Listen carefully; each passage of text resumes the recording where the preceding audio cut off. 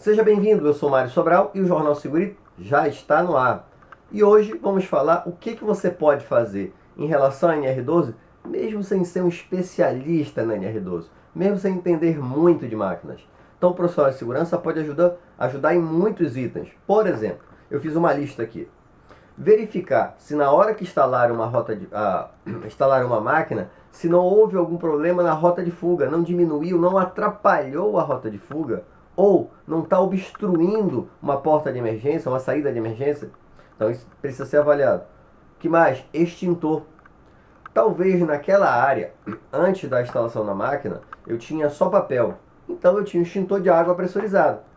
Só que com a instalação dessa máquina, eu provavelmente vou ter que inserir um novo equipamento, um novo extintor naquela área ou trocar.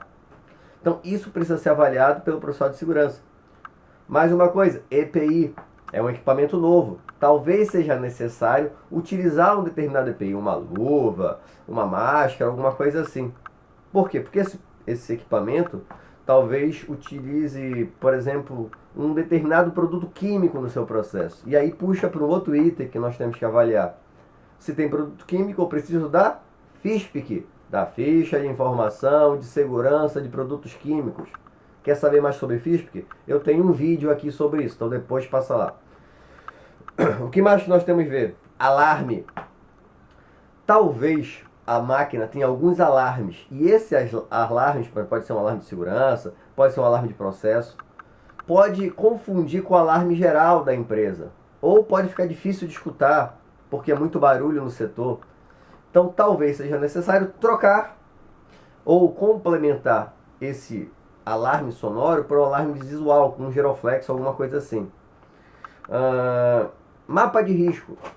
Se eu tenho um novo equipamento, provavelmente eu tenho novos riscos e eu preciso atualizar o meu mapa de risco. Vou lá conversar com a Cipra para fazer essa atualização. Como consequência disso, eu também preciso ter novas avaliações ambientais. Então, digamos que mês passado você concluiu o PPRA, mas nesse mês não foi feita antecipação, você não sabia que seria instalada uma nova máquina, e aí agora tem novos riscos. Você vai esperar até o ano que vem para fazer as avaliações ambientais de ruído e tudo mais? Não, né? Você vai programar ainda agora, o mais breve possível, para fazer essa avaliação. Chuveiro de emergência e lava-óleos. Como nós dissemos que havia possibilidade de um produto químico naquela máquina, há possibilidade de cair no trabalhador, nos olhos do trabalhador, e eu preciso verificar se há necessidade ou não de um chuveiro de emergência ou de um lava-óleos. Sprinklers e detectores de fumaça. Talvez esse equipamento gere uma fumaça e passe a disparar o alarme. Talvez esse equipamento seja muito alto e esteja obstruindo um pouco o sprinkler daquela área e ele precisa ser reposicionado. Isso tudo nós temos que avaliar também. Treinamento do operador. O operador, lógico, ele foi treinado em relação ao equipamento, ele sabe operar o equipamento. Porém, será que ele sabe os procedimentos de segurança do equipamento?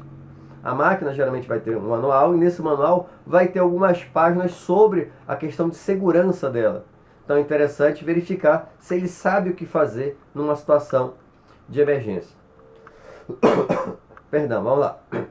E eu falei para vocês que todo vídeo eu ia indicar um livro. Só que hoje eu vou indicar um livro digital para você. Esse livro eu vou colocar aqui embaixo o link para chegar nele, tá? Na verdade você vai ter que fazer um cadastro numa empresa, na Rockwell Automation, e é o livro Safe Book 4. Eles fizeram... Perdão, mas eu ainda estou com uma tosse alérgica, vai demorar um pouquinho para melhorar. E eles fizeram na verdade esse material é em inglês, eles traduziram para português, para espanhol. Então você pode ter um material muito bom sobre avaliação de riscos de máquina. Eu vou ler um trecho aqui, ó. Avaliação de risco. É incorreto considerar a avaliação de risco como uma despesa. Ela é um processo útil que fornece informações vitais e permite que o usuário ou projetista tome decisões lógicas sobre as formas de alcançar segurança. Existem vários padrões que tratam deste assunto. Aí ele cita, por exemplo, a ISO 14121, que é Princípios para Avaliação de Risco, e a ISO Desculpa, 12100. A outra é 14121 e a ISO 12100. Segurança das máquinas, princípios básicos. Contém as orientações mais aplicadas mundialmente. Qualquer que seja a técnica utilizada para realizar uma avaliação de risco, uma equipe de pessoas com múltiplas funções geralmente produz resultado com cobertura mais ampla e melhor equilíbrio do que só um indivíduo. Então é interessante, né? Ter várias pessoas, porque os conhecimentos vão se complementar. A avaliação de risco realizada pelo usuário da máquina não teria necessariamente acesso aos detalhes técnicos em profundidade, mas terá acesso a todos os detalhes do ambiente de trabalho. Então ele está falando o seguinte aqui, ele falou, eu pulei um trechinho, que a avaliação de risco do fabricante, ele, lógico, considera alguns detalhes e pressupõe que a máquina vai trabalhar em um determinado ambiente. Mas ele nunca vai avaliar tudo. A avaliação de risco do próprio usuário, ou seja, da empresa, será uma avaliação de risco de alguns detalhes operacionais que só a gente vai conseguir fazer. Espero que tenham gostado. Se gostaram, já sabe, né? Curte, compartilha.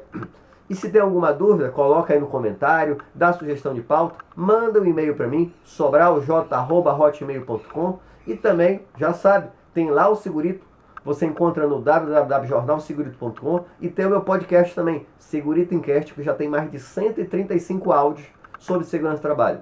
Um abraço e até o próximo programa.